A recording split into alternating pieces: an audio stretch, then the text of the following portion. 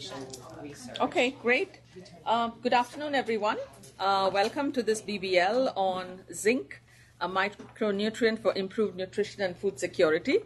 I'd like to welcome you all, and also the 30-odd people online and via WebEx. I'm Shobha Shetty. I'm practice manager for food and agriculture in the South Asia region. And our presenters today and discussants, we will have Dr. Andrew Green, who is the Director of Environment, Health and Sustainability, as well as Director of the Zinc-Nutrient Initiative for the International Zinc Association, a non-profit organization representing the global zinc industry, who will make the main presentation. In these two positions, he oversees environment, health, and sustainability activities, as well as the ZNI activities, focusing on addressing food nutrition security issues through the increased use of zinc in agriculture. The ZNI program includes ongoing work on food and nutrition security in countries such as Bangladesh, China, India, the DRC, Mexico, and Peru. Before joining IZA, he was an assistant research professor at the University of South Carolina, as well as a National Research Council postdoctoral researcher. Dr. Green received his PhD from the School of Public Health at the University of South Carolina. He has co-authored more than 27 peer-reviewed journals and book publications, and serves on numerous international health, nutrition, and agriculture working groups and committees. I'm also very pleased to welcome Stephen Wilkinson, who's the Executive Director for the International Zinc Association. Welcome, Stephen and Andrew. So the order of the day, I'd also like to acknowledge the Global Solutions Group on Food Quality of the World Bank from the Agriculture Global Practice, in collaboration with SecureNutrition Knowledge Platform and the World Bank's H&P Global Practice for co-organizing this really interesting BBL. I was just telling Dr. Green that I really learned a lot about zinc from reading this presentation. So I think the order of the day would be the presentation from Dr. Green, followed by our discussant, who is, sorry, my mistake, I should have introduced you. Ziauddin Hyder is our senior nutrition specialist from the H&P Global Practice, who will be our chief discussant today from H&P. We unfortunately lost our discussant from the Ag GP, Chris Jackson, who's the lead ag economist. He and his wife just had a baby last night. So as Stephen said, that's an excuse you can use very rarely. Again, so welcome everyone. And so we'll have Dr. Green make his presentation for about half an hour, give and take. And then we'll have comments by, Stephen, do you want to say a few words after or before? No, I'll just chip in. Okay. And then we'll have Zia make his comments from the H&P side, and Ira and I will make some comments from the Ag GP side of things, and then we'll open it up for Q&A. Okay, over to you, Andrew. Great. Well, thanks very much. I'd like to start by thanking World Bank and especially Zia and Ira for helping to organize this BBL. I was able to meet with some of you earlier this year and had a great discussion. And I think we saw some potential opportunities to further discuss and identify ways to move forward on this key issue of zinc deficiency and the impact on human health and crop nutrition. So I'm very appreciative that this has developed from those early discussions, and I look forward to discussing some of these aspects. So I'll just go through these slides, and I guess we'll have the questions at the end. This is the outline for the presentation. Since IZA, the International Zinc Association, is new for most of you, just have a couple slides to give you a background on who we are, what we do, but then focusing on what the problem is, what does zinc deficiency represent in terms of human health impacts, and then also the impact on food security with reducing the growth and the quality of the crops. And then sort of what we see as a way forward, a solution to this problem with what we've done here with the Zinc Nutrient Initiative and other opportunities to help further that cause along. So in terms of the International Zinc Association, as was mentioned in the introduction, we are a nonprofit organization. We represent the zinc industry globally, and this is done to do this and make sure that the industry is operating in a sustainable way, and ensuring that we have the license to operate because we are operating in a sustainable fashion, effectively working on the markets, but also on environment, health, and other related issues like the one we're talking about today with zinc in crops and human health. So this is where we have our membership. Our members represent zinc mining companies, zinc refining companies, downstream users of zinc. So you can see it's a fairly widespread distribution of membership around the world. The points you see here are just the full members, and then we have a large number of affiliate members, which would be downstream users of zinc, such as fertilizer companies, galvanizers, and so forth. And the associate members would be nonprofit organizations like ourselves. So we have nonprofit membership from and joint associations with Harvest Plus, for example, with Sabanci University, groups like that around the world who help support and push our common initiatives forward. And last slide, sort of on the background of zinc before we get into the heart of this presentation, is just for those of you not familiar with the uses of zinc, we thought it'd be useful for you to see where zinc is actually going to in the market. So the vast majority of the zinc, as you can see from this pie chart, is going towards galvanizing. That's basically the protection of steel from rust. So most of your cars, the buildings here would have a lot of galvanized steel in them. And then you get into other segments like die casting. I'm sure the handles on your doors here and the lock mechanisms include a lot of zinc. And some of you hopefully take, like myself, tablets, the zinc tablets for that as a vitamin, and other uses like brass and so forth with copper. You don't see a segment up here that represents zinc and fertilizers because it's such a small segment of that overall use that it doesn't show up here. And that's something that I think is part of the issue here, is not from a commercial standpoint, but there is a need to help expand that use because of the aspects I'll be getting into here. So moving into human health. And I'm sure for some of you around the table, this is information that you know very well, but just from a big picture standpoint, not just with zinc, but zinc, iron, and other micronutrients, they account for about 7% of the global disease burden. Zinc is actually considered the 5th leading cause of death and disease in developing countries. The number one indicator for zinc deficiency from a population standpoint goes to bullet number 2 there, where it says 36 countries represent 90% of the stunted children globally. So if you look at it from a population level, if you have a country where you have high levels of stunting, one of the first things that would indicate is a zinc deficiency problem.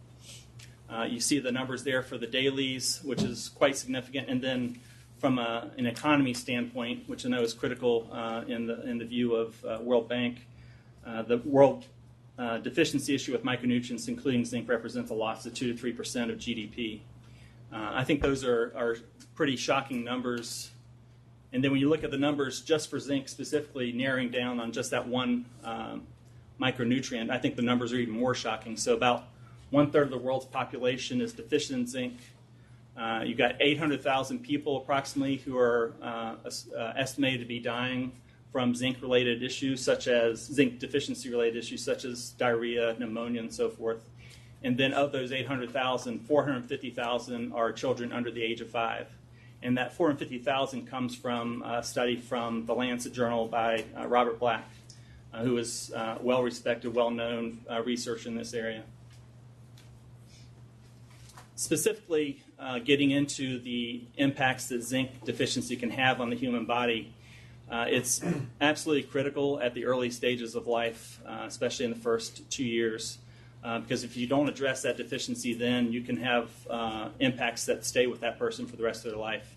So you see things like reduced growth, neurological development. We were talking before we started this session about its impact with IQ and cognitive development, immune function, which goes to the critical aspects of the death and disease we were talking about before, infections, and of course, death.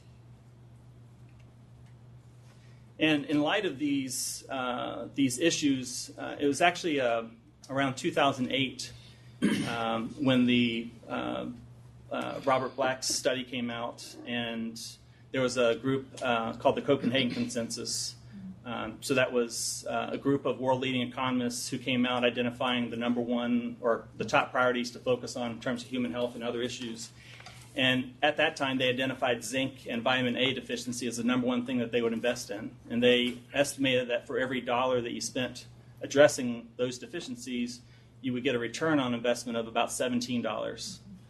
So it was sort of the combination of hearing that kind of information, seeing how widespread the zinc deficiency issue was, that led our organization to recognize we needed to do something more proactive to help address this. We are the zinc industry.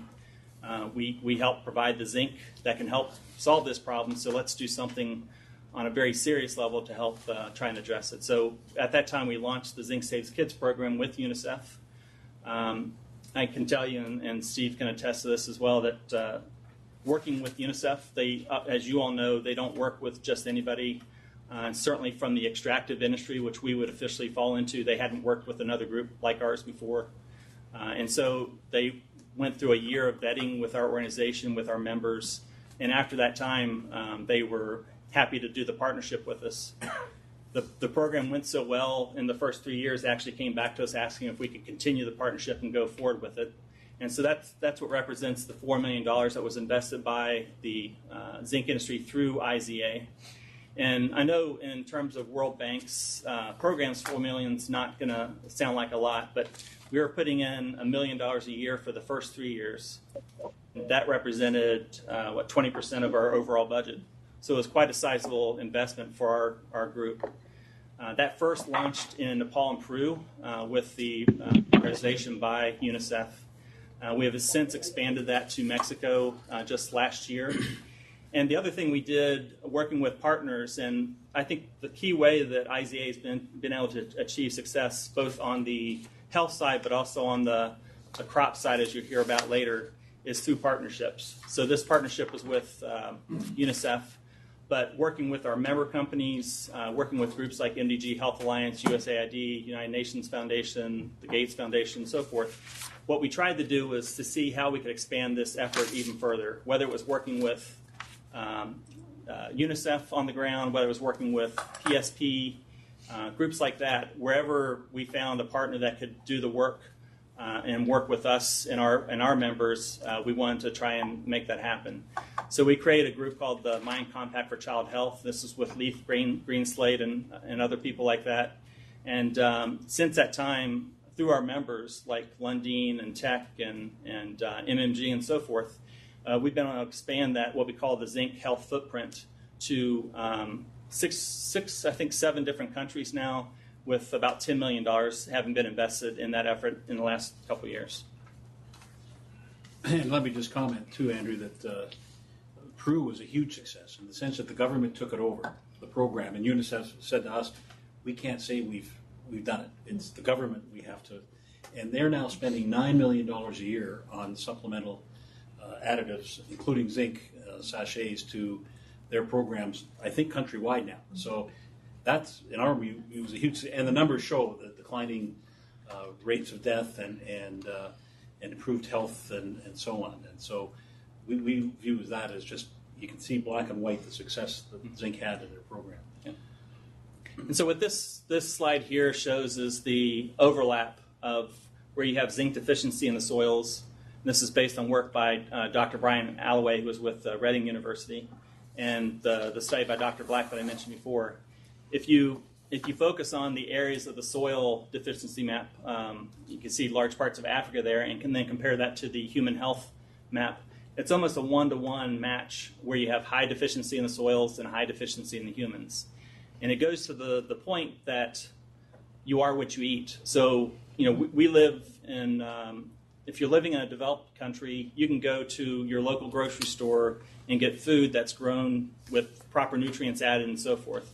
But if you're growing in a more developing country type of situation where you can't go to the grocery store, you're eating whatever you're growing in the soils in your village, you don't have that same ability. So if your soils are deficient in zinc and you're not addressing that deficiency through the addition of zinc in the fertilizers, you're going to be eating foods that are deficient, and you and your family will be deficient in zinc.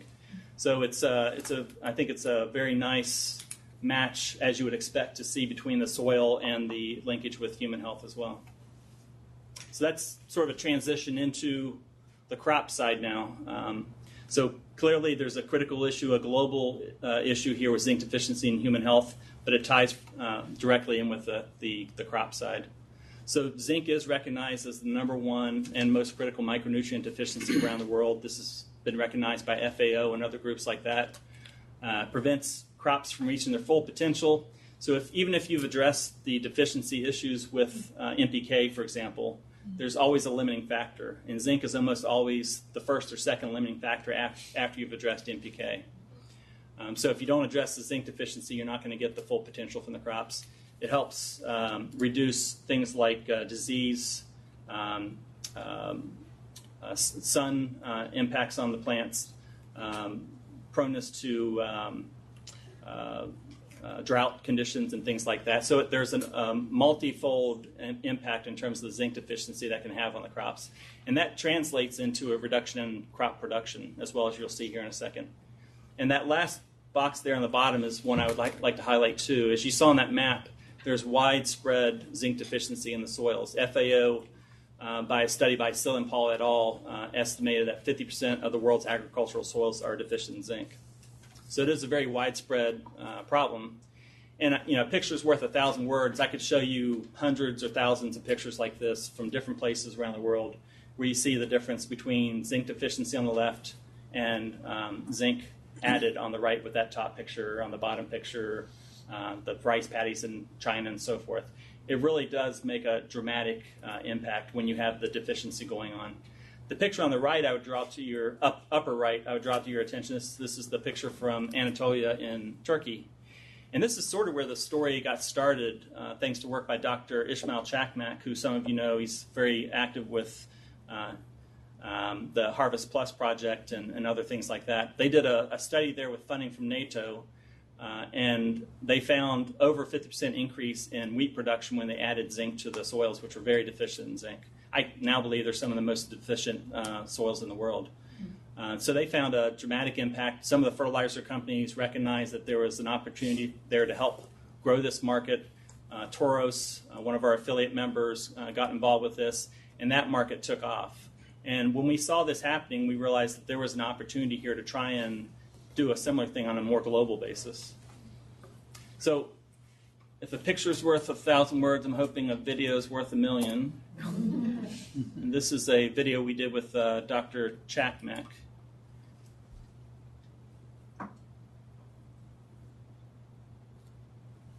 So you can see this is audio with it? There is audio, but it would normally play nice music. You'll just have to imagine that.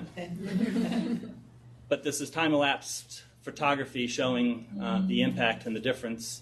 And the thing I would draw to your attention, the maize on the left that was growing slower, they actually had to add a little bit of zinc to that to even get that amount of growth. So this was based on soils from Anatolia region as well. So clearly, if you have zinc deficiency, you have impact on the crop production, and I'll show you some more numbers here in a second backing that up. But so what's the solution for that? Adding zinc is actually a very simple process. You can do it directly with a number of different forms of zinc, like zinc sulfate, which is probably the most common addition for the zinc, or zinc oxide. If you're in acidic soils in a particular country, we would probably recommend something like a zinc oxide. If you're in a more calcareous type soil, zinc sulfate. But the thing that's probably better from a standpoint of getting the farmers to make use of the fertilizer would be to blend it, whether it's bulk blended or chemically blended with the fertilizers, because then the farmer doesn't have to do a second addition. They can just throw out the NPK, it has the zinc added to it, and they've addressed all the problems in one approach. So it is quite simple to do the additions. We're working with IFDC and Taylor Purcell and people like that on other ways where you can incorporate the zinc within the urea directly, for example. Urea is the number one nutrient used in India, so 50% of their subsidy to the farmers goes just to adding nitrogen or urea. So if we can get zinc incorporated in the urea, that would be a great delivery mechanism because the farmers are already using urea. So there's different things like that we have to think about strategically in terms of how do we get this to the farmer, that last mile delivery that's so critical to have success with something like this. And what is the impact? We were talking before about increasing crop production. Steve was mentioning earlier about seeing an increase of 10%. This just shows that limiting factor aspect I was talking about before. So you can see that first bar on the left with just nitrogen, you see a certain amount of grain yield. You add phosphorus, you add potassium, you see increasing yields. When you add zinc, you see an even higher yield from that. And this is typically what you'd see if you have deficiency. This is in India. We see stuff like this in Pakistan and Bangladesh and the DRC and Malawi and so forth. You see a similar type of story. If you have zinc deficiency, and that's normally measured with a test called DTPA, which shows the bioavailable amount of zinc in the soils, it's usually one part per million is considered the standard for what's considered deficient. If you do see deficiency, we have yet to see a crop trial done where you don't see a return of 10% or better production typically. I'm not saying always, but 95% of the time, if you have that deficiency, you will see an increase in productivity. And what does that mean in terms of the economics? I thought we'll save the questions to the end, unless it's a quick clarification question. The clarification question is that it's the only way to do it for fertilizers, or I mean, I haven't heard about zinc-deficient fortification. Bio or food fortification? Yeah. Mm-hmm. Not biofortification. Right, food fortification. Right. Yes, it can be done that way as well. But again, that goes to the point I was talking about before. When you add it to the food directly, so there are programs in Mexico and in other countries where you add zinc to flour, for example. That does work. The only problem is, again, the people have to have access to that fortified flour. Yeah. So you have to have grocery stores where they can buy it. And when we're talking about these developing countries, you don't have that access. So in terms of having a better global approach and a delivery mechanism to those more remote areas, the fertilizer is probably the better way to go. So economics, and again, this is, I think, a key thing in terms of seeing how much impact you can have with the farmers directly and their incomes. I've got a couple brochures at the end of the table there. Only brought 4, but there's a table in there. There's studies like this for Pakistan, for lots of different countries, and it shows similar things where you see a cost-benefit return that's very, very significant. So what this is showing is if you add zinc to urea, nitrogen basically, you see a return anywhere for every dollar spent to add that zinc, you get from $45 return to $96.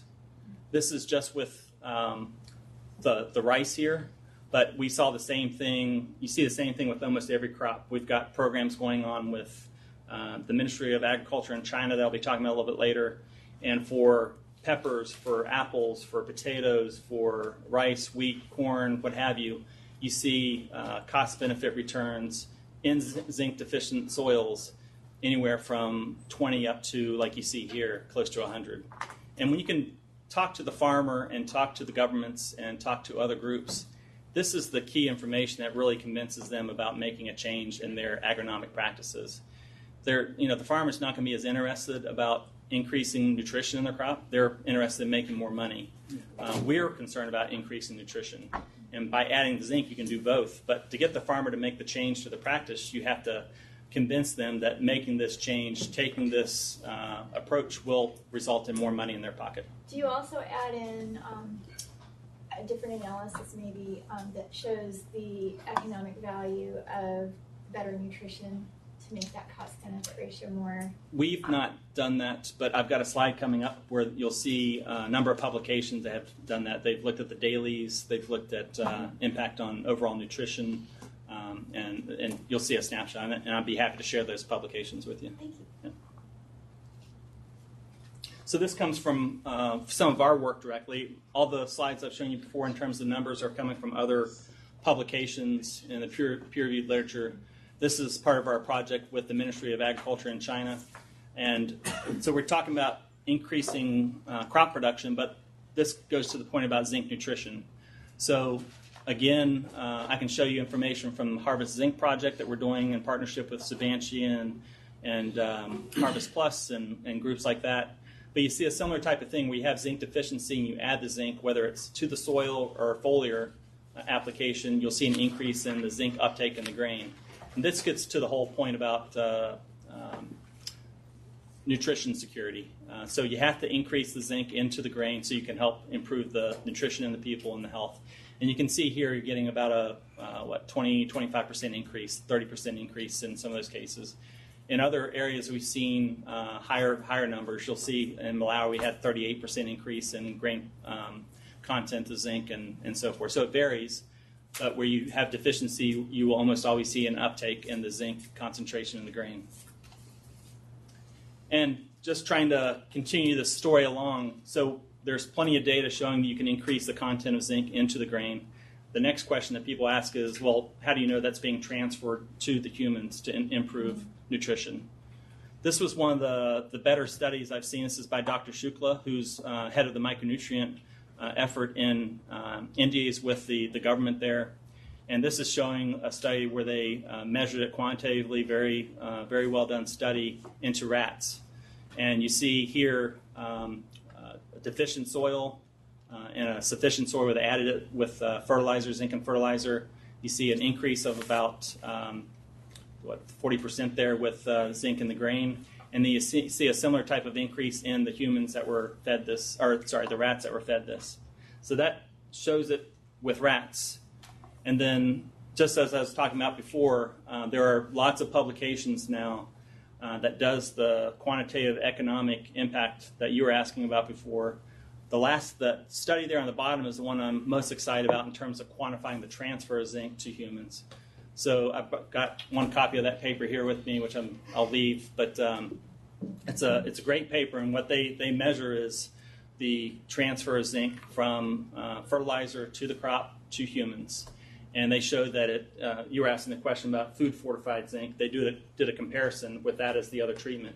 And they showed in both cases the zinc was transferred effectively. The zinc was transferred just as effectively, if not more, than the food fortified zinc.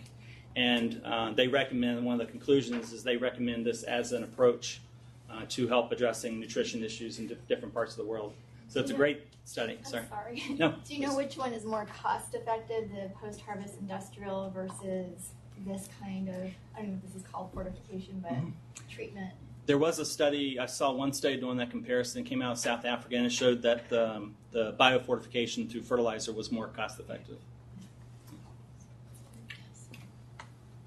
So we love this picture. Oh, I love I think it. it gets the point through very clear. This came from Dr. Çakmak at Sabancı University in Turkey. That was after 14 days, I think. Yeah.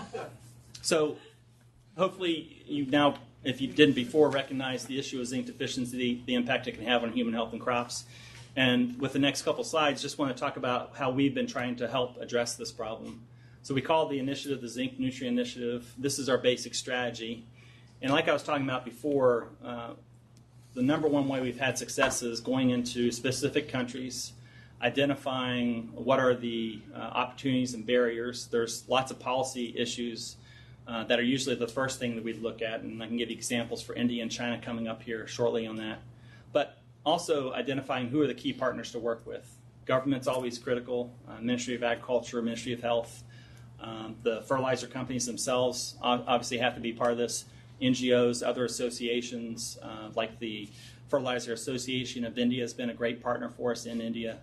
And then working with groups like IFDC and Harvest Plus, and we can't have success on our own. We're a small nonprofit group. So anytime we have an opportunity to work with another group to expand the impact, we're always looking for those efforts to leverage the impact.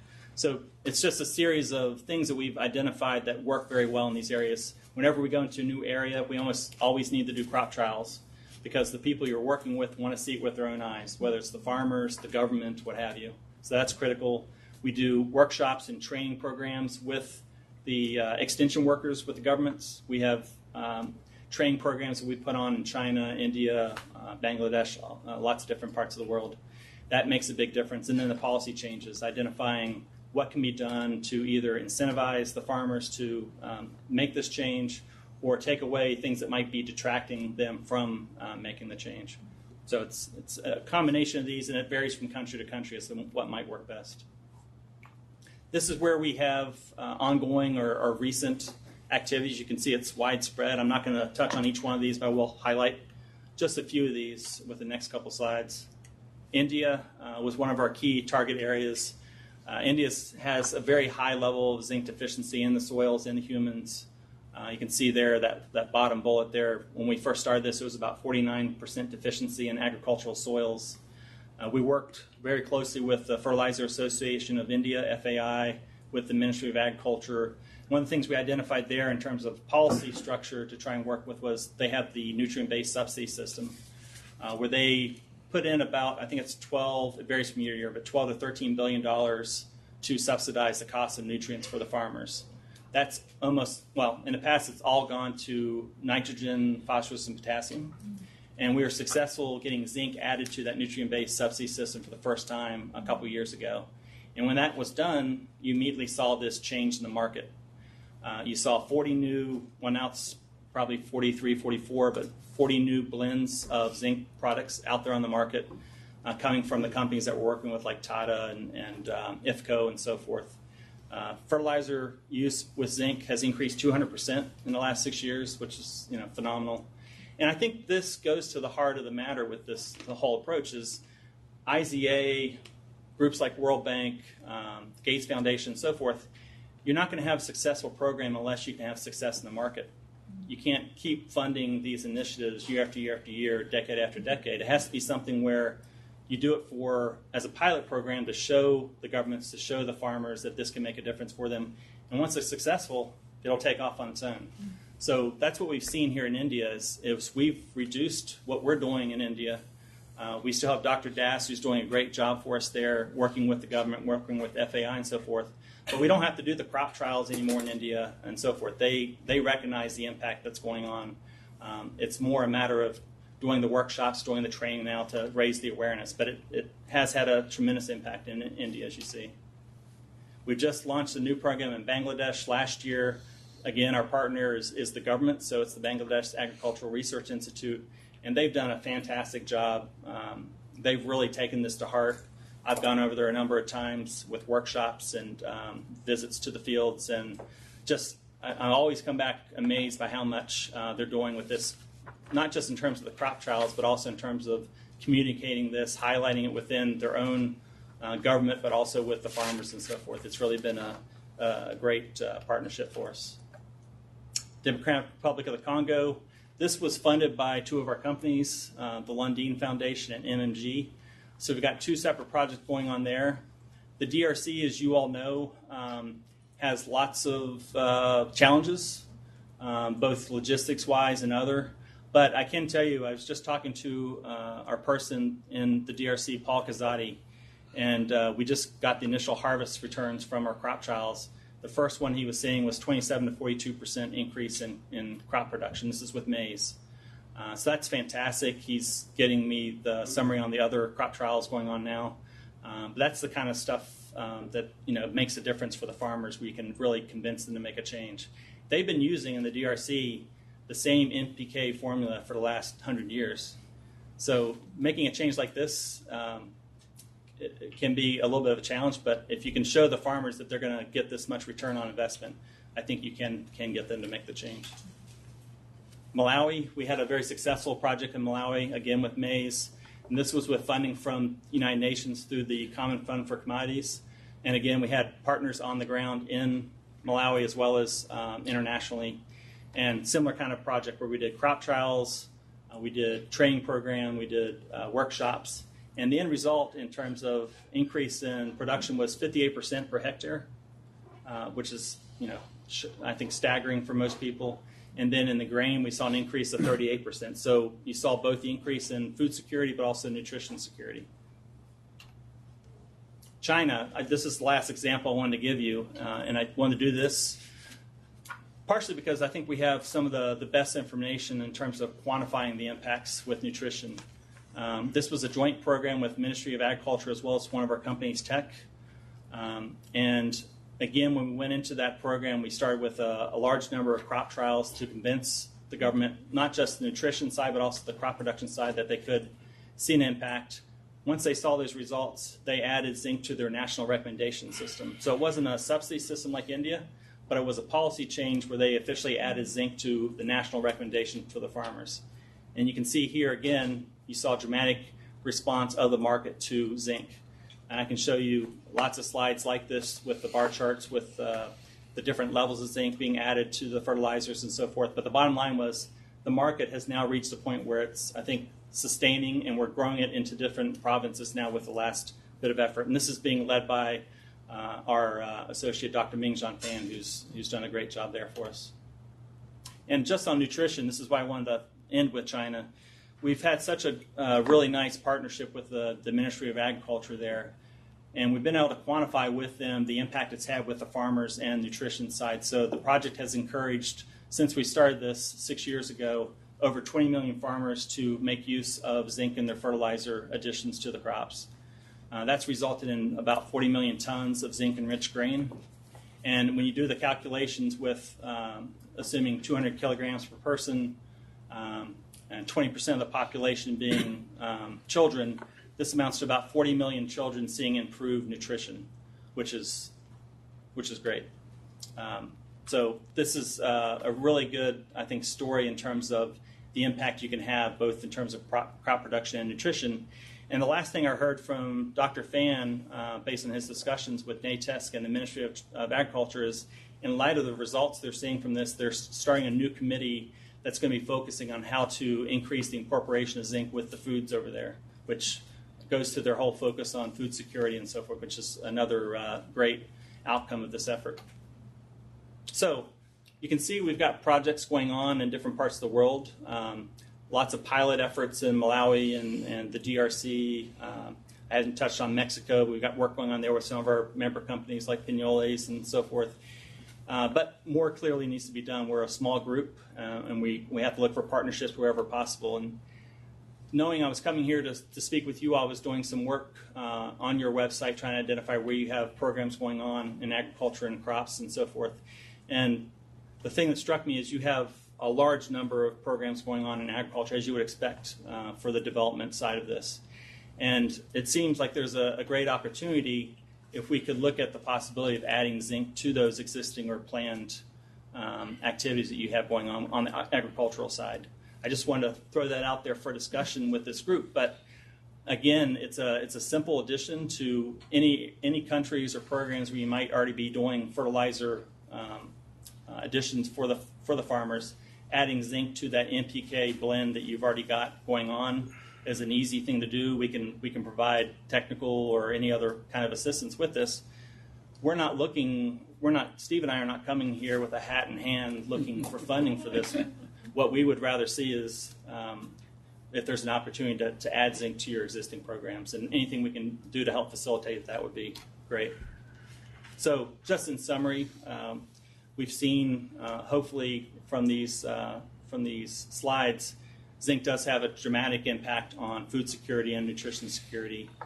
When you do that, you can have an impact down the stream with farmers' incomes. You saw the cost-benefit ratios, and I can show you lots more information like that. You can improve the health. I had that slide showing the recent publications showing that, and I can give you copies of those.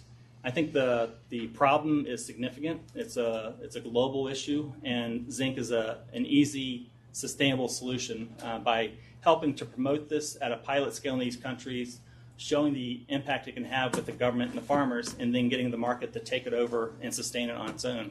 I think it's a really good approach where all the players have benefited, and it's something that we would love to potentially work with the World Bank and see this expand even further. And with that, thank you for your time. Okay. Thank you very much, Andrew. I guess a couple of quick comments. That was a really comprehensive presentation. One quick comment about the numbers in terms of, you mentioned the scale of people suffering from, I think the 2 billion number actually refers to all micronutrient deficiency, right? It's not just for zinc, because that's the number that we see in the literature for vitamin A, D, zinc, iron, iodine, right? Right. So I it's think not it's- specifically for zinc. I think it's both. Actually, we've seen it attributed just to zinc as well as the micronutrients. So I thought that sort of brought my attention there.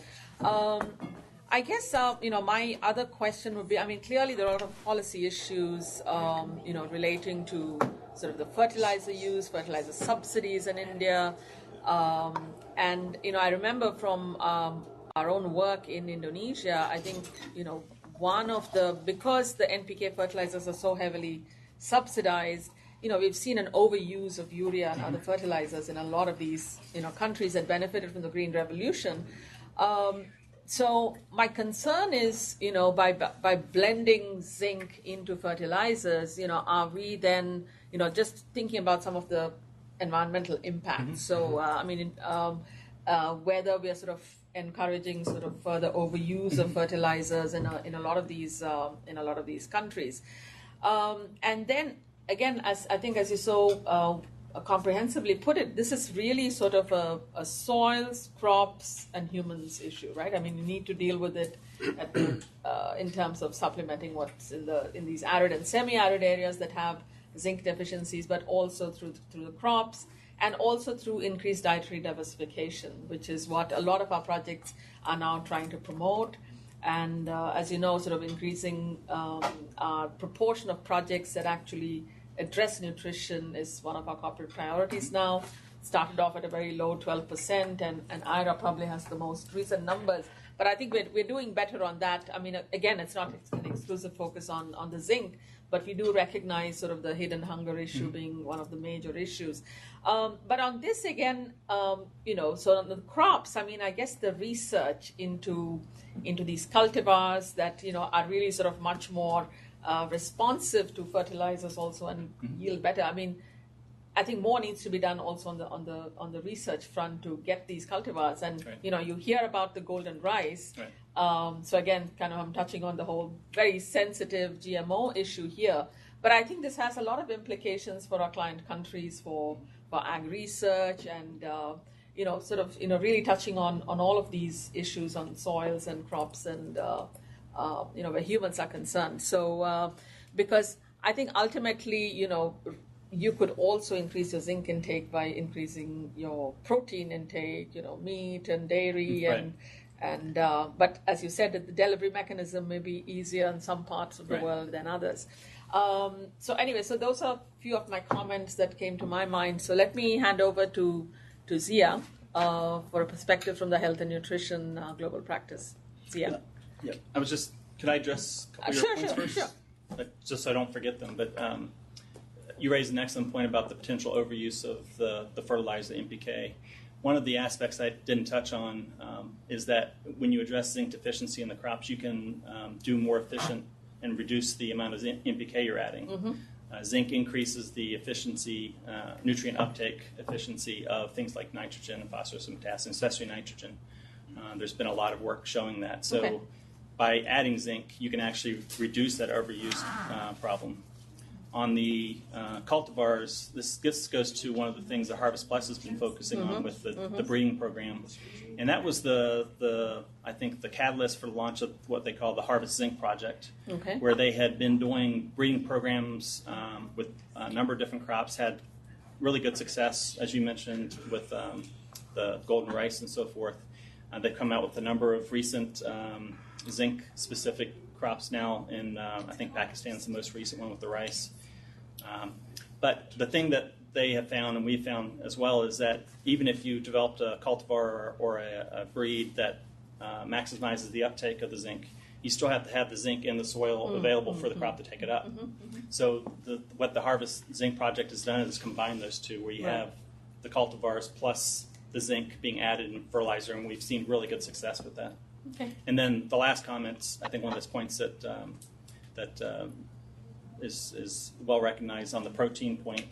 You're right. If we could get the food diversification where people are eating more meat and seafood, you could address this problem that way. But in most of these countries that we're talking about here, 78% of the caloric intake comes from the things, the Cereals. staple crops, right? And those are the ones that are typically deficient. As high as 90%. Yeah, but that's what we need to address also. So, sorry, I'll step back now. Thank you, Shobha and Andrew. Thank you very much for sharing this very, very interesting presentation, which is highly relevant to all of us in this room. This topic binds us together and pushes us to think beyond our comfort zone to achieve the common goal, which is, addressing food security and nutrition. Also, this topic is completely relevant to a recent World Bank initiative we call Investment in Early Years, which basically combines nutrition, early stimulation, early learning with the aim of, improving brain capacity of humans. So thank you very much for that. As you rightly highlighted, over 1/4 of under 5 children are stunted globally, which is having serious negative consequences on development outcomes of many sectors, including health, agriculture, education. We are suffering from those consequences. 85% of the stunted children, they live in 37 countries, as you said. And since zinc deficiency and stunting are highly correlated, I believe this same set of countries would be the prime target for any intervention that would ensure increased zinc content in soil as well as in the plant. But there are a couple of challenges that I would like to highlight, which I believe have been slowing down the uptake of zinc fertilizer use by many countries as a nutrition-sensitive intervention. While convincing evidence is out there with regards to the effect of zinc fertilizer on crop production yield, I don't think there's any doubt, as you rightly presented, but convincing evidence is still limited. I wouldn't say unavailable, but is limited to what extent zinc-rich crops can increase zinc nutrition in humans, so that it is high enough to demonstrate a measurable change, health benefits. I think that is somewhat still, questionable, and we need more evidence. There are two key reasons, for the challenge that I just mentioned. The first one is zinc absorption, and that will touch animal product.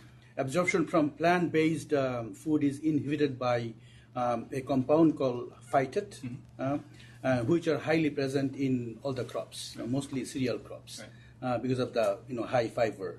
You have high phytate. Researchers need to find suitable plant breeding techniques to reduce phytate content so that benefit of zinc uptake by plants can be optimized for human nutrition. I can see my colleague from Harvest Plus. The good news is lots of progress has been achieved in the development of and release of biofortified crops, including high zinc rice and wheat. That is low in phytate content. And so that is the mechanism. You reduce the phytate so that the humans can absorb more zinc, from the same crop. But those crops need to be rapidly scaled up in all the high impact countries. We can see the uptake of biofortified crops, still lots of work is needed along with use of zinc fertilizer. Concentration, now second, the measurement of zinc, I think is a big issue in humans. It's a big issue. Concentration of zinc in plasma or serum is most common biomarker. But unless an individual is severely deficient, this technique lacks specificity. That means unable to detect smaller changes, which we expect from this type of intervention. So that's another limitation. So we need combined efforts from plant breeders as well as biomedical researchers to ensure first that zinc zinc in soil and plant translates to greater absorption, and second, that user-friendly measurement techniques are present, to detect the change. Finally, we need to explore ways to ensure that farmers, specifically in high stunting burden countries, or at least the 22 countries that has been targeted by the Investment in Early Year initiative of the bank, have greater access to zinc fertilizer. I think that is something we can do right away. We don't need to wait, because just put the human nutrition aside, there is no doubt that zinc fertilizer improves yield and productivity. So this can go anywhere. So this is this easy to scale up intervention, I believe, would add another positive dimension to the agriculture sector as one of the doable, feasible, nutrition sensitive intervention. So with this. Thank you very much, Zia. Just a quick question on the last point that Zia mentioned here, increasing availability of zinc fertilizers. Because one of the things that, when we, try to increase potash, for example, the supply is limited to certain countries in the world. So I presume, for zinc-based fertilizers, we don't have a supply side constraint, right? I mean, that's not an issue. What we found in working in places like India, Bangladesh, and so forth is, DRC would be another good example.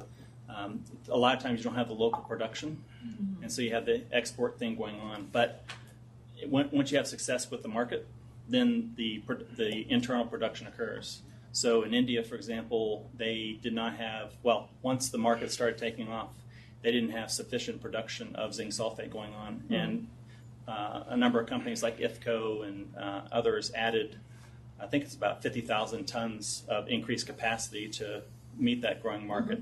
In the DRC, I don't think there's any local nutrient production going on in terms of fertilizer production going on in country, but there is, I know, a company that's looking at starting up there.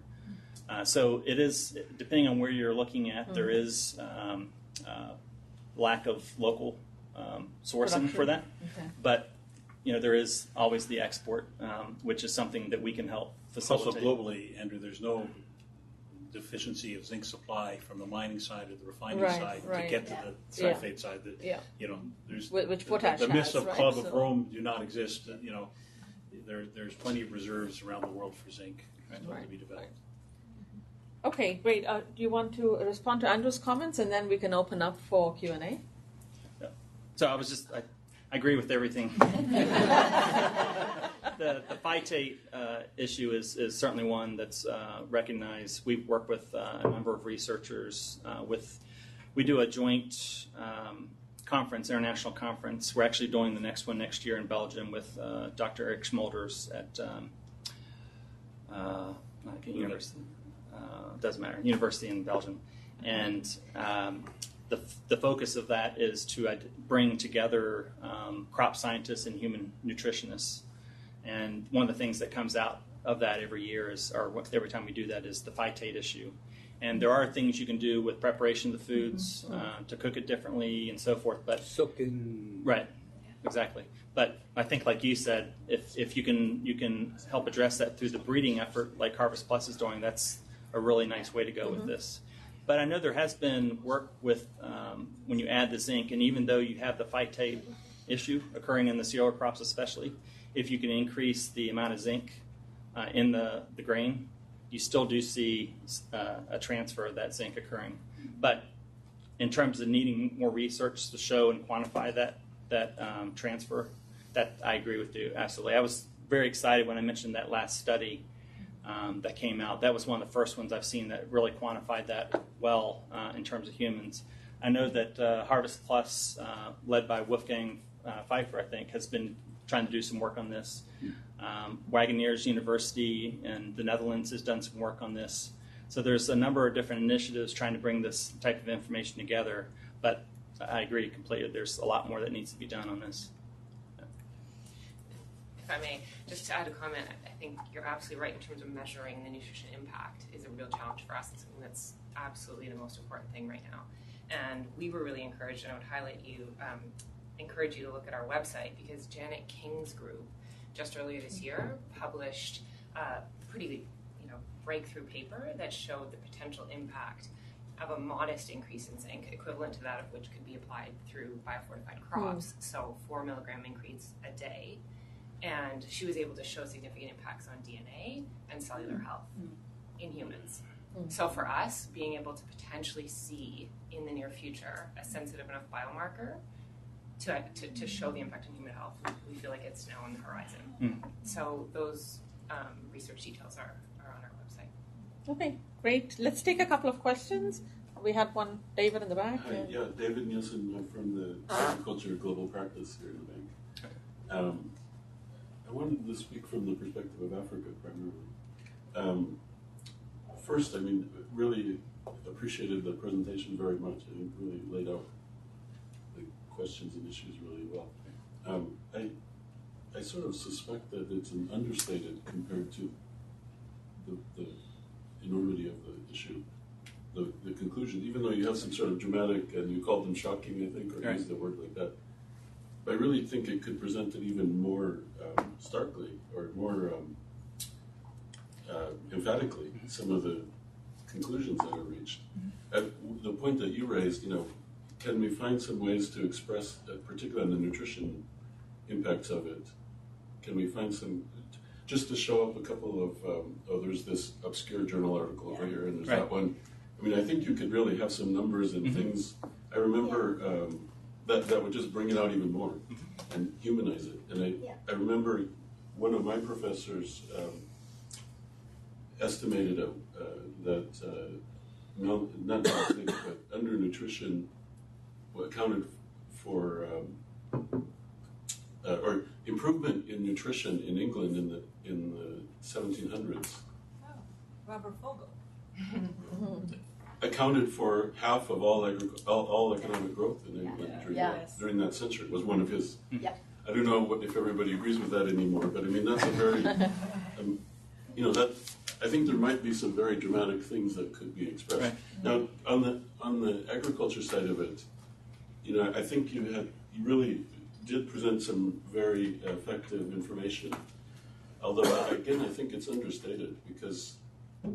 And the nature of the challenge is understated, I think. Fertilizer use, just in very aggregate terms, is so low in Africa. Right. It's not just a matter of, well, can we just do something, there's a little bit more to do. It's massive, and nobody has quite understood how to do it very well. Right. We've been working on it for decades, and we don't know how to make it happen. What you just said we should make happen. We haven't been very successful in doing that. I think it's we're discussing the need possibly for a soils intervention in Africa or a soils initiative. And I think we found out that farmers know very little about soil and how it relates to what they're doing on the farm. And the extension people, who are the professionals they would interact with, also not very well equipped with information of the kind you were suggesting. Yeah. Even the research community on soils, very, very, very thin in Africa, really thin. And the body of knowledge about soils in Africa, much of it is based on colonial period. Right. A lot of it is very, very outdated. Exactly. And it's not easy to get a good reading of the soil situation. I was sort of wondering about the background of the maps you did show. But, because of those things, I think the way you expressed it is sort of understated. And I think there would be, it'd be very interesting to talk to you guys a bit more about what a soil initiative might look like, including fertilizer issues, but other things too. And an ag research initiative that takes up some of these issues. How do the crops relate to soils and bring up the things that you expressed? So I think that would be a very interesting follow-up. And I'm not from the health group or whatever that group is. I'm from the agriculture side, but a lot of people here from agriculture. I suspect my idea about dramatizing a bit more on what the nutrition effects are. On the basis of good evidence, people though. would be really good at. I don't know. It might be a good area for. Practice would be interested, but I also, just drawing on what you said, if there would be a way to do a combined analysis of the increased yields and the economic benefit plus the increased or the improved nutrition and the economic benefits, that would to me be very dramatic to see, because one of the ways that globally people have been able to advocate for governments to have more attention to nutrition and nutrition-related interventions is the economic impact. I think that's been more important than showing people just looking better and growing better, but how much this is costing you not to do anything versus how much you're saving to do something. Right. Thanks. Maybe one more question, and then you can just we'll take another round. I have a related Can you? introduce yourself? I'm from the Spring Project. I'm an employee of Helen Keller International. So I have a related comment on dramatizing your statement. I just remembered when I was studying nutrition, the basic nutrition classes, my professor showed us a photo showing an Egyptian boy and how his reproductive system has completely retarded because of the zinc deficiency from the bread they are eating. So that left a very long impression on our minds, and that could be a dramatization of this. We showed similar pictures, but if some audiences really get upset with it, it's an interesting. But is that about the human being? That's right. Yeah. There's a classic photo along those lines of children in Pakistan. Well, they look like children, but they're adults. Adults. Right. And I have two more questions. I have two questions related to costs. One is that how much additional cost people should be considering when you add zinc, like a per unit weight or whatever, when you're introducing this new element in the fertilizer recipe. And the other is about the cost of the persuasion process. You need to set up pilot trials and the turnover, and how do you engage government? How do you work your way into a country? I mean, have you ever monetized about this whole process? Workshops. Thank you. So my Let's question get is one more related. question. Maybe I can ask it quickly. So I'm Miriam Schneidman. I work in the health group, and I'm working on a new project in Rwanda. We're trying to reduce stunting. So I have two questions. One is related to cost and affordability. If I understand correctly, a lot of the work that's done is done through pilots, which are highly subsidized. So once it comes to subsistence economy, do you have any evidence that farmers can actually afford, to do this on their own and to become self-sufficient beyond the subsidies that are provided globally or by governments? And the second question I have is improved productivity doesn't always translate to improved nutrition. And a lot depends on the value of those crops and if they can get better prices on the market. Often we see farmers selling the high valued items and not feeding their children better. So is there any evidence in all the great work you've done that sheds some light on that as well? Okay, maybe I'll let you take these because we have, our people who have joined us online also have some questions. So maybe we can go through this round, then Aaron will help us with the online questions. Okay, I'll try and address hopefully most of those. And I'll do it maybe in reverse order, but on the examples of this working without the subsidy, with the farmers being incentivized and so forth, I think China is a great example for that. Because in China, there's not a subsidy that's part of that policy change that is resulting in the farmers making use of the fertilizer. It's the government put out a national recommendation saying, these are the nutrients that should be added, NPK plus zinc. That was done on a national basis, and since then, Dr. Fan, our person that runs the program in China, has been working with the ministry to expand this to the different areas. And so they come up with specific regional recommendations. So it's just a recommendation that's going to the farmers. And what we've done with that to add to that, which adds to the other question, is you're talking over 100 million farmers in China, and the average size of their farm might be 1 to 2 hectares. There's no way our one person in China, Mingshan Fan, can reach out to anyone. And the way we do that, like that one slide showed, is so we work with the Ministry of Agriculture. We do training programs with their extension workers. And so what we're trying to do is train 100 of them, and then they can train another 100 each, and you get a extrapolation of the impact that way. And so they do the work with the farmers, and that's how we've been able to reach about 20 million farmers now in the past 6 years, is by doing that type of training program with the extension workers. And again, those farmers that are doing it now, we've seen a 60% increase in the use of zinc fertilizer in China without a subsidy to back that up. So it is a self-supporting type of system. In India, that is the system there. It's the subsidy system. I know India's trying to back off from that now. And you were talking before about, farmers maybe over-applying and not making the correct additions to the soils what's needed. And that's what's happened as a result of the subsidy system in India. They've put the rest of it on the nutrient-based subsidy system, but nitrogen is outside of that. So, that one nutrient gets 50% of the overall subsidy, and it's not market-driven in terms of price. So the farmers, if they only have a little bit of money, they'll buy just urea. They won't apply anything else, and it creates a big problem in terms of the appropriate application of nutrients to the soils. Plus, they have this issue now where the nitrogen is so cheap in India that it's being sold to other countries, which is obviously goes completely against the heart of the approach. And they've tried to reduce that problem by adding things like neem oil to the urea to reduce the adulteration and selling of in other areas. So those are all, issues that come at play. But there are, I think, a number of examples of the cost issue.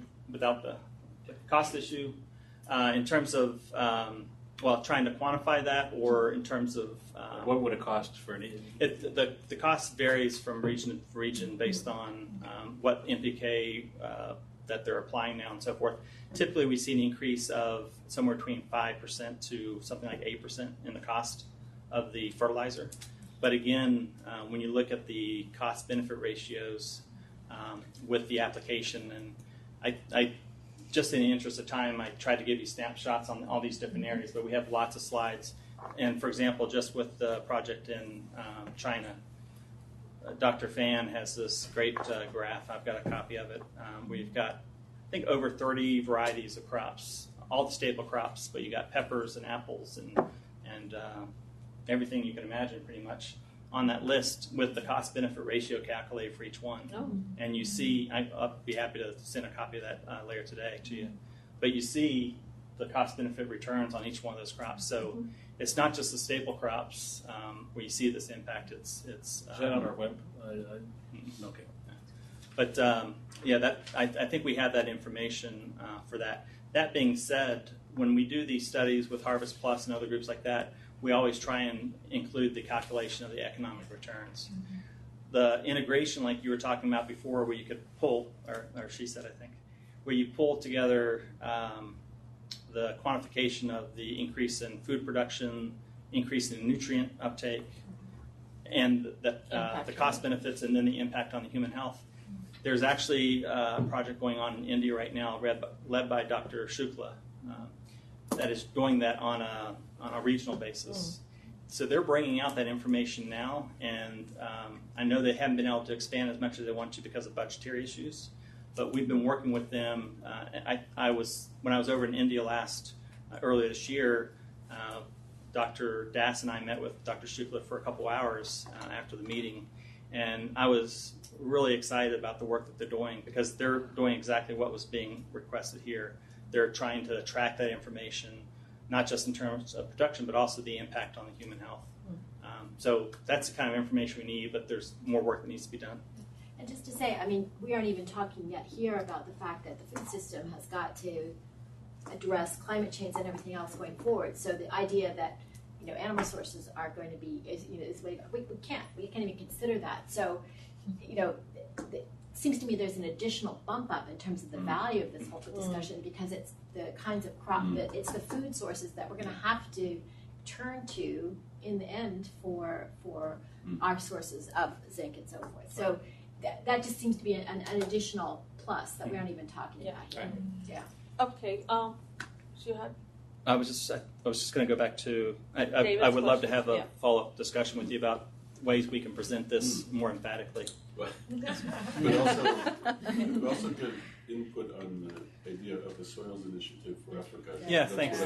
That's one thing I wanted to come back to because I was at a conference earlier this year, met up with an old associate of mine, Steve McGrath, Professor McGrath, who's with Rothamsted University, or Rothamsted Laboratory over in the UK. He's now in charge of the African Soil Project, which is funded, I think, mainly by the Gates Foundation. And so they are doing a collection of the soils for the nutrients. I think he just took that over in the last couple of months or this past year. I've known Steve for 18 years probably. He's going to be a real driver behind that. I think he'll do a great job with it. And with our projects, whenever we go into an area, whether it's China, the DRC, Malawi, the first thing we do, and this is the point I was trying to make before, when we know there's deficient zinc in the soils, we can see these impacts. But I'm not telling you you're going to see this impact in all soils. So the first thing we need to do is identify and do a map of where you have deficiency. So when we went into the DRC, the first thing we did was collected soils from around the different areas we're looking at doing, and then based on that, we go into where we see the deficiency. Same thing in China, same thing in Malawi. You have to have that type of information to help drive this. So that's what's lacking in a lot of these areas, and that's the information the farmers need to make that, or the extension workers working with the farmers to say, here's an informed basis on why you need to add nitrogen, phosphorus. You don't need potassium, but you need to add zinc. You need to add sulfur, whatever it might be. So that's critical. In Africa, as you noted, that's really severely lacking. There's entire countries where you don't have that information at all. But I'm hoping that Steve McGrath's effort with that soil collection process will help drive that. And we're going to provide the data that we've collected in Malawi and the DRC to his collection program so it can be integrated in that. But one point you made that we haven't seen, and that's that the farmer can get higher value for the product with higher nutritional status. And Harvest Plus has been advocating they should be able to do that, but we haven't seen that pricing system in place that reflects that for the farmer. Ultimately, it should. I mean, I've seen, I think that we should start aiming at what is achievable. If you increase the productivity, that's already something, right? Yeah. I mean, that's something because maybe it's already huge, and they will at the end of the day have more money. But to ask the market, we cannot get the market to pay more for fortified food. So I don't know how they're going to pay more for fortified staple crops. I've seen that happen. I mean, let's be realistic. Yeah. I've seen that happen in one place, and it's in China. But China, we're thinking a lot. When we think a lot about Africa, right? And it is a completely different markets. I mean, we're not. I mean. The other question I had is... Sorry, can we just go to some of the questions people have been waiting patiently online? Aaron? Sure, thank you. So we actually have 4 questions and a comment, so I'll just start with the comment quickly and then move thanks to the questions. And they're going to span kind of from the agronomic side all the way to the health and then kind of into implementation. But this is a note first from Hyder, who says that he's with the Harvest Plus team in Pakistan working on biofortification of staple crops, including high zinc and a variety named Zinc-Hole 2016, and they reached about 40,000 households just last year in the distribution of that seed. They're working with the Pakistan Agricultural Research Council and National Agricultural Research System in Pakistan and other public and private sector partners. So just a note from Hyder. So now I'll run through the 4 questions. The first 2 are from Dick Tinsley. They're on the agronomic side. He asked first, how much of soil availability of zinc is associated with soil pH? And the second one is, what's the impact of flooding, like in paddy soils, on availability of zinc? Then a more nutrition or health-related question from Chiara, which is, are there studies showing differences in the rates of stunting of children associated to zinc fertilization of crops? I think we touched on that a little bit, but maybe there's some more to dig into. And then finally from Pavlina, do you think fertilizer usage is a sustainable long-term solution to nutrition security, especially considering how dependent poor countries become on external actors in providing it? So probably ties back into a few things you've talked about, but again, just to dive in more fully. Thanks. Okay. Thanks, Aaron. Can I just add quickly the question I was going to ask? Does the size of the plot matter in terms of the economics of promoting all this? Like if in Africa you have these very small land holdings in comparison to India and China, does that affect the results that you get? If you could just add it to the bottom. Fascinating. Okay. So just a quick comment on Pakistan. With the comment that was provided, we obviously with the Harvest Zinc project, we're collaborating with that as well. And that's one of the areas we've looked at. Steve and I were just talking in the last month or so about what are areas that we would expand the Zinc Nutrient Initiative into. And there's lots of different places you go, but Pakistan would be one of the places at the top of my list. With the highest stunting. Right, for lots of reasons like that. And we know a lot of the characters there, the people to work with, like Dr. Abdul Rashid and people like that. So I think, there's a lot of things going for Pakistan, which I have very high confidence that we'd have a very successful program in a place like Pakistan. Indonesia's another one, and so forth. And then with the questions, the one question related to pH and flooding, when you look at deficiency of zinc in soils, there's 2 drivers for that. One, it may not just be available or present, because it comes from geogenic sources, and obviously some soils won't have zinc present at all. And the other factor is the chemistry of the soil. So pH is a major driver for that. If you have calcareous soils, the zinc won't be available or as available. And when you add the zinc as a fertilizer in a calcareous soil, it's available for a short period of time for the crop to take it up. But that's why you have to add it typically each year, because that calcareous soil, the chemistry there will bind up the zinc relatively quickly, and then you have to add more zinc to it. To get to the question that might follow on to that, we have done work with Dr. Mike McLaughlin in Australia. He's with the CSIRO, Australian government, as well as Adelaide University. Because a lot of questions we get on the addition of zinc is, if you're adding it each year, just like NPK is added each year, is there a concern with adding too much over time? And he's gone through the calculations with the latest state-of-the-science models on this. And if you add zinc at the recommended rates, whether it's 10 kilograms per hectare, 25 up to 50 kilograms per hectare as zinc sulfate, you don't get to any levels close to being problematic in terms of the environment, human health, things like that. So that's just in case there were questions or concerns along those lines. So the chemistry is absolutely a key aspect of the bioavailability of zinc in soils. pH is the number one issue typically, but you also have things like iron that might be present in the soil, which will bind up the zinc. And the type of zinc, it implies what type of zinc you might use. Right. I mentioned that earlier, whether you apply zinc oxide in acidic soils or zinc sulfate in calcareous soils. So and then iron and zinc competes also for plants. Right. Yeah. This is for humans too. Right. And again, there's so many things that we didn't have time to touch on, but zinc competes with cadmium as well. We have done work in Thailand. Zinc is preferentially taken up by crops over cadmium. So you can actually add zinc. So you can actually add zinc to the rice paddies where you have cadmium contamination, and it will reduce the uptake of cadmium and increase the zinc. So it's another benefit there. We saw a similar thing in Laos, where we did crop trials there with iron toxicity. They had so much iron in the soil in the rice paddies that it was stunting the growth of the rice. And you can add zinc, and you can get a reduction in the iron toxicity as well.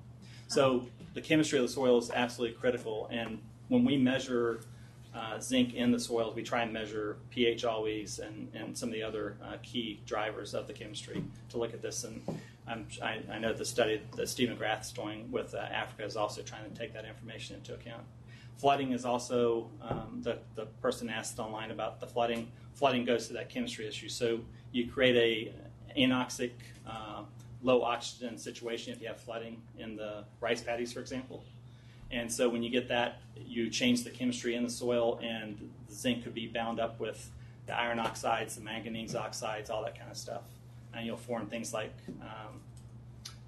zinc carbonates and things like that where it may not be as available. So flooding can definitely affect the availability, and that's why, again, when you have that type of situation, you need to add the zinc sulfate or some available form of the zinc to the flooded area to make sure the crops can get it. And then, what's that?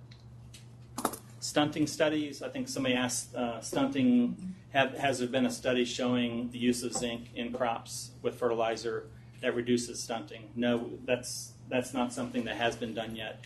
We're just at that point now, like we were talking about, where there is some information that's actually quantified the increased nutrition for humans when you use zinc in fertilizers. But that would be, I would love to have a study like that come out. Harvest Plus with Cornell is just about to start a multiple crop trial in India with children under 2 that incorporates zinc wheat. So it will take multiple years, right, but it's, as you know, a very key window of opportunity for growth for children. So for us, it's a really important study. So keep your eyes on it. Okay. Well, I think you had one question. Yeah, and you were asking about the size. The size of the land.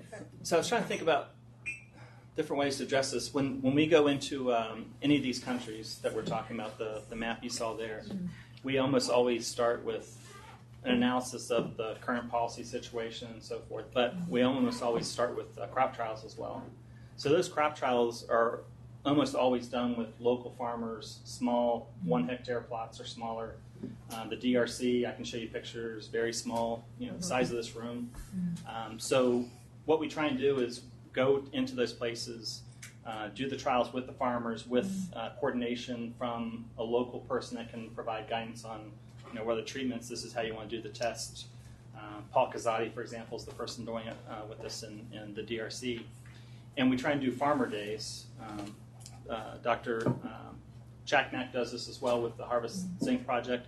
But because you don't want to just reach the one farmer, you want to reach all the farmers in that village, when it comes to harvest time, you try and do a farmer day where you bring all the farmers in the nearby area to come see and hear from this farmer. Not hear from us, hear from one of their fellow farmers to say, look for yourself, this is what we saw with zinc being added and not. So I think in terms of having a strong case to convince people to make the change, you can do it with as small a plot as necessary. Obviously, the larger you can do it, the better. Right. And another couple groups that we're working with now is 1 Acre Fund, which I'm sure you all are familiar with, which is getting funding from the Children's Investment Foundation Fund over in the UK. And we've been working with them. They're adding zinc into 2 of their trials, 2 countries in Africa. And the way they do it is a similar kind of thing. They start with a couple farmers, and if they see success with that intervention of zinc fertilizer, they're going to take it to 100 farmers. And if it's 100 farmers, then they try and get the country and the government to take it on board as a country level. So I think it can be scaled up, but where we've seen the success is starting small with single farmers, small plots, and then expanding that once we get the initial buy-in from the groups.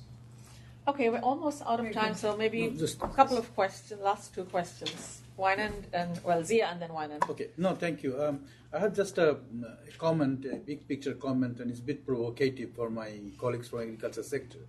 In the health sector, it's a common practice that in a country, if you have, say, a disease prevalence of X, above a cutoff, then the country policy is to do, say, blanket treatment or blanket supplementation, depending on what the disease is. So as far as the agriculture sector is concerned and zinc, we can see that we know that there's a high correlation between zinc deficiency and soil content of zinc, because the major way zinc goes to humans is via food. Right. So if the food system is deficient of zinc because of the soil deficiency, so people become zinc deficient. So in that case, as you were saying that you need to look at the zinc content in the soil, I don't think that's a very feasible option for many farmers. I mean, how many farmers can go and measure zinc level into their soil and then decide whether they should apply zinc or not? So this is kind of a policy question. I mean, whether this should be into the policy dialogue with the government. If the government feels that their country, in general, soil is zinc deficient, then this should be something they must do into the agricultural system.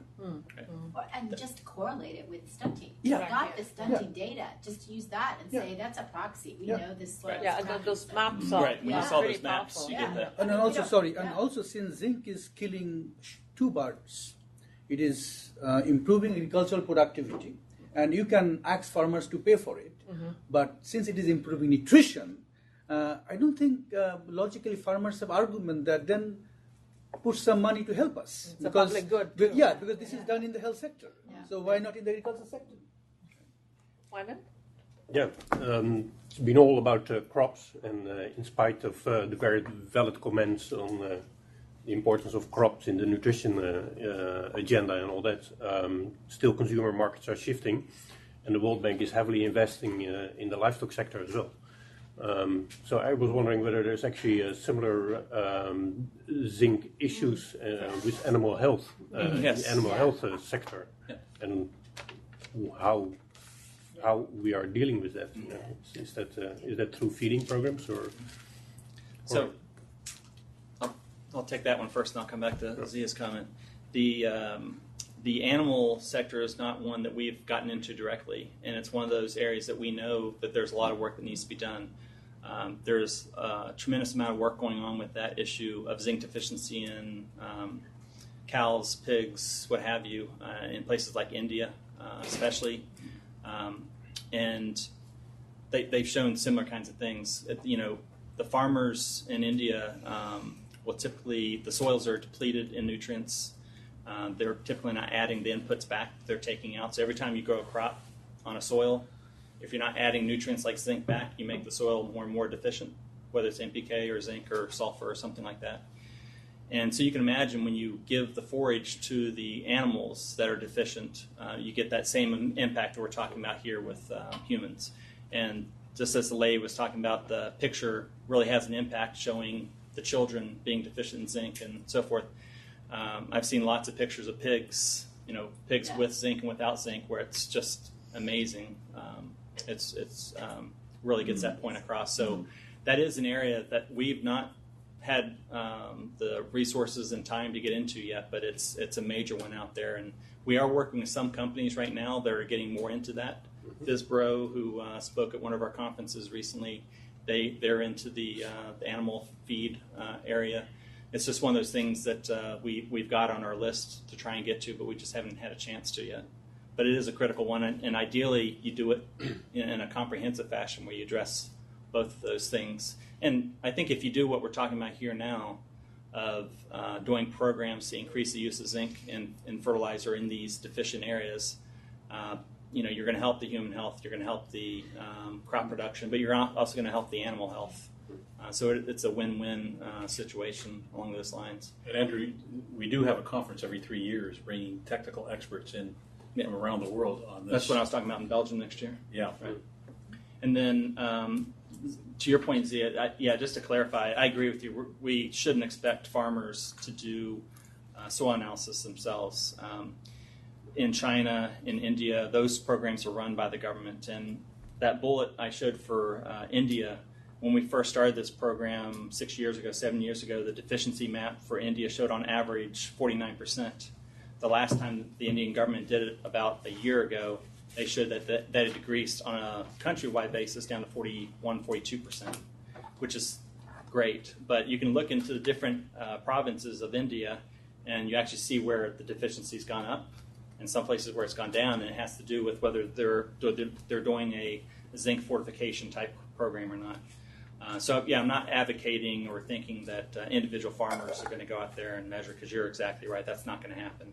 What we have seen is you have to have those maps developed, and if they're not there, you have to work with whichever group you can to get them developed. So we did work in Brazil. Brazil does not have a national zinc deficiency map, and so we worked with one of the local universities there, and that's about to be published here in the next couple weeks. So, if there's not a map, I think you have to produce that map. In Africa, in the countries we've worked in, we haven't been didn't have the resources to do an entire country map like we would like, but we were able to do regional maps. So for the Katanga region of the DRC, we've got a fairly good understanding of zinc deficiency there. In Malawi, we've got a fairly good understanding of zinc deficiency in the regions we worked in. But that's where I'm hoping the work by the Gates Foundation and Steve McGrath and others can help fill those gaps. Okay, I think we have run out of time. I'd like to thank Andrew again for excellent presentation. Thank you, Steve, for joining us too today. And thanks to Zia for serving as our discussant from the HNP. Thank you for all the participants. I mean, I think this has been a really, animated and lively discussion.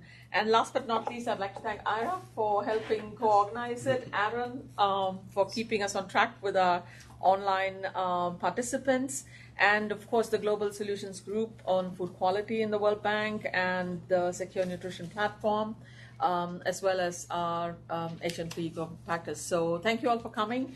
Thank you all for the great discussion, and hope to see you next time. Thank you. Thank you. Thank you.